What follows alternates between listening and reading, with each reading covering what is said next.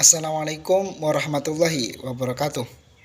Saya Indonesia, kalian Indonesia, kita semua Indonesia. Perkenalkan, nama saya Muhammad Widadunia, mahasiswa baru Universitas Trunojoyo Madura, Fakultas Hukum, Prodi Ilmu Hukum. Pada kesempatan kali ini, saya akan menyampaikan sebuah pidato dengan judul Pentingnya Penegakan Hukum di Indonesia.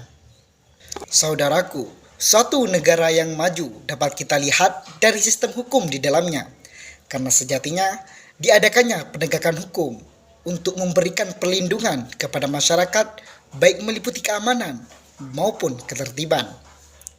Oleh karena itu, penegakan hukum di Indonesia memang harus benar-benar ditegakkan secara adil dan transparan tanpa harus memandang fisik, ras, suku, bahasa, keadaan sosial, dan juga politik.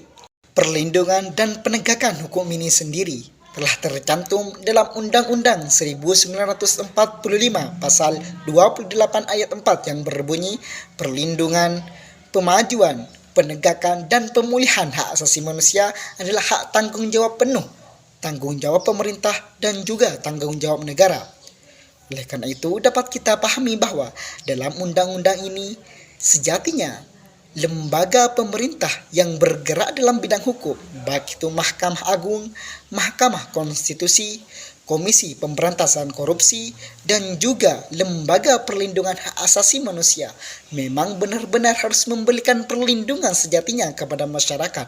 Namun, irosinya saudaraku, keadaan lapangan penegakan hukum di Indonesia sekarang ini masih tumpul ke atas dan tajam ke bawah.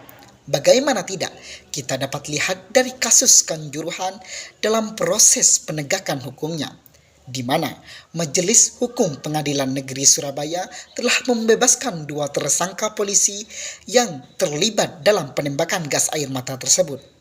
Padahal dalam kasus Kanjuruhan tersebut, lebih dari 130 orang meninggal dunia gara-gara gas air mata.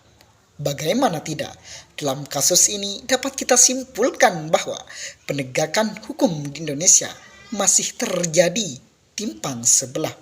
Selain itu, masih banyak kasus korupsi, kolusi, nepotisme yang belum mendapatkan keadilan yang sebenar-benarnya. Menanggapi hal tersebut, di sini saya akan memberikan suatu problem solving yang diambil dari gagasan Profesor Jawahir Tontowi SH, PhD, Guru Besar Bidang Sosiologi Hukum Universitas Indonesia, di mana beliau menyampaikan bahwa setidaknya ada 5 karakter yang dapat diterapkan dalam menegakkan hukum yang adil di Indonesia. Yang pertama, holistik atau terpadu antara nilai-nilai kebenaran, baik kebenaran ilmunya, epistemologis, dan juga nilai-nilai manfaat. Kedua, ilmu hukum harus berkarakter inklusif. Kompleksitas kehidupan masyarakat yang semakin modern menjadi sangat naif jika ilmu hukum terlepas dari ilmu terapan dan juga moralitas, kebenaran, dan juga keadilan. Yang ketiga, harus memiliki kesetaraan dalam perbedaan kapasitas. Kesetaraan ini jelasnya tidaklah identik dengan sama rata dan sama rasa, tetapi lebih ditentukan oleh adanya kesamaan peluang, kesempatan, dan juga kesamaan derajat kemampuan dan pertanggungjawaban. Saudaraku, insya Allah dengan gagasan dari Profesor Jawahir tadi, penegakan hukum di Indonesia dapat dilakukan secara seadil-adilnya. Dan pada akhirnya, saya Muhammad Widadunia pamit undur diri jika ada kesalahan dalam perkataan saya, baik dalam tingkah laku maupun ucapan, saya mohon maaf sebesar-besarnya. Assalamualaikum warahmatullahi wabarakatuh.